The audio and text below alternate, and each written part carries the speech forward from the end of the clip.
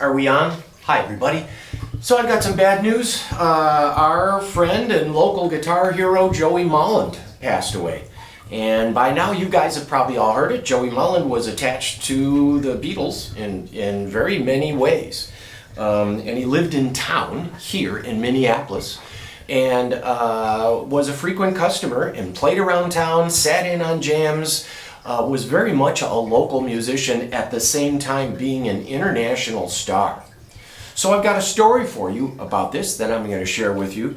And this is the Badfinger Straight Up record. And this, they had a bunch of hits. This was the Big Apple record, and this is something I've had since it came out. It came out on Apple Records, and then they did 4 records on Apple Records, and then the band kind of broke up, and they got different record contracts, and it's all in all a sad musical story just because they were victims of bad management. But Joey passed away after a long bout. There is going to be a GoFundMe page for Joey. It's on the Badfinger website. We'll try to make a link. I'll try to find a link and it'll be up there. And I just want to share this with you, but I've got a story. Back when I was in 6th grade, I played this, cornet. And I knew I wasn't cool, but it was all I had. I grew up poor, so this was my cornet, and I carried it to school every Tuesday and dutifully went to my lessons and pretty much hated it. But, it was something I could make noise. But I met this guy, Dean Elkins, when we were both patrol boys in the 6th grade. What is that, 10, 11 years old? And he had a drum set, and so he's like, come on over, let's the Beatles. And I was like, yeah, okay, cool. There was a day we sat on a Saturday afternoon and saw the Badfinger on American Bandstand. And I'm not embarrassed of how old I was on this, but young Joey Molland to me was a hero. Where the Beatles were just untouchable. Badfinger, who had the Beatles write their first song for them. Badfinger was cool and it seemed attainable, so Joey Molland was always my guitar hero. I went out immediately after seeing Badfinger.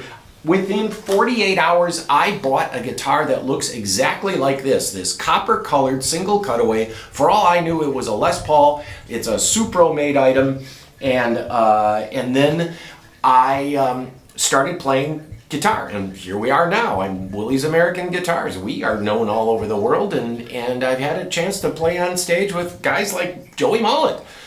And it's been cool, but Joey's the one that started it for me, and it was this exact guitar, the exact pickup, color, and everything. I moved to town back in 1987, 88, and went to the Armory show over in St. Paul, and Joey Molland was there, and my friends were like, that's Joey Molland. I'm like, what? And so he was selling this at the show, and I was so nervous. My hands grew twice their size. I didn't know what to do. I was just oh my God, And so I bought this guitar from Joey Molland because when I was in 6th grade, I went out and borrowed this guitar and I gave it back to the lady months later. She was pissed that I didn't buy it. But I bought this from Joey Molland. Since then, Joey and I have traded about 100 guitars back and forth. You guys living in Minneapolis, St. Paul, we've had a lot of SGs and Les Pauls. I'm certain it's over 100, maybe a half a dozen of those. I said, this is Joey Molland's guitar, but all of this goodwill is spread out all over the Twin Cities. And I introduced Joey and my friend Phil Solom, who helped write the Friends theme song, and his band, the Rembrandts, were playing around town. And Phil, give me a call. I lost your number, so give me a call, and we're going to put something together with Joey. But they had the Drift Benders, and I knew they would get together so well. They really had this brothers chemistry, and they would argue on stage like Bob Hope and Bing Crosby, just rifling back and forth. Well, if you weren't late to rehearsals all the time, if you weren't, it was just a riot. And yet when they played, God, they just linked in together. That was a great band, something I'll always be proud of. Here's me on stage with Joey Molland and Andy Lindquist, and Joe played at our party on 9/9/99, our 20th anniversary party. And I just want to say I miss him terribly, and we're going to try to do something with that. I'm going to play this just because I haven't I had a little amp like this too that came with this amplifier, and I got to tell you, my buddy in 6th grade, his dad had this drum set, and it was this big, huge, like, you know, plenty of tom-toms, and I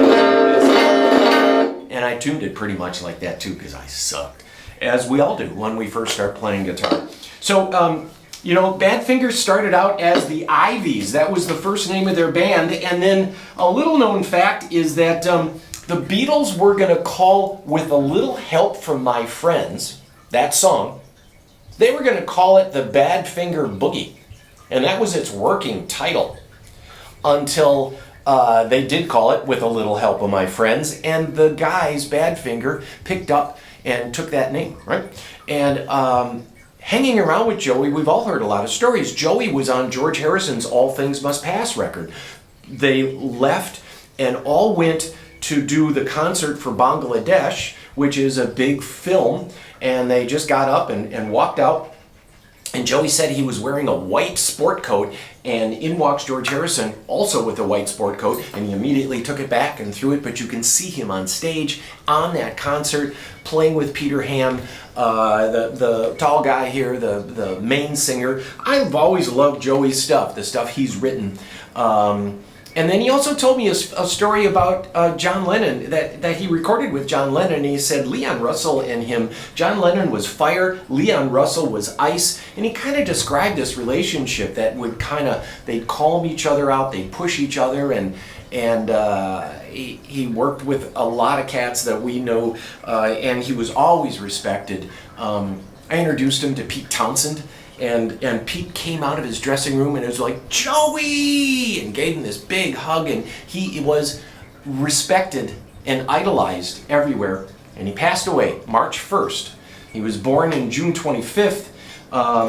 He had been sick for a while, and I'd like to hear from you guys. The first guy, either who was the guy that made you start playing guitar, or what was your first guitar? This was my first guitar, or a similar first guitar.